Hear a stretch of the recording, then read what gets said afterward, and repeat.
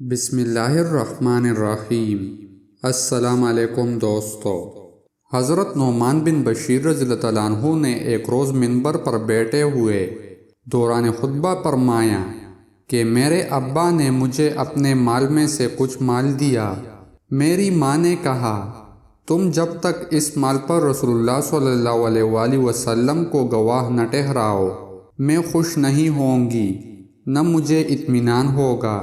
میرے باپ رسول اکرم صلی اللہ علیہ وآلہ وسلم کے پاس گئے کہ آپ صلی اللہ علیہ وآلہ وسلم اس پر گواہ ہو جائے کہ میں نے نعمان کو یہ مال دے دیا ہے۔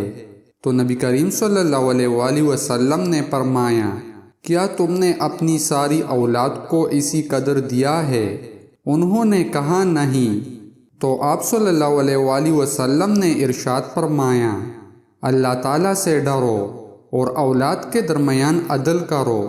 تو میرے والد نے مجھ سے وہ مال لٹا لیا، یعنی جو مجھے دے رہے تھے وہ نہ دیا۔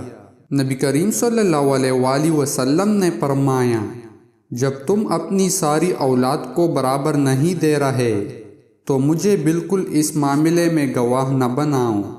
میں کسی ظلم پر گواہ نہیں بننا چاہتا۔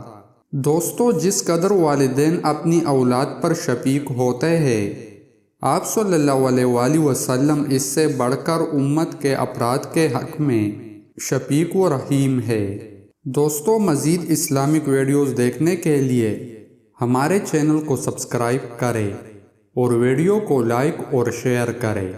جزاک اللہ۔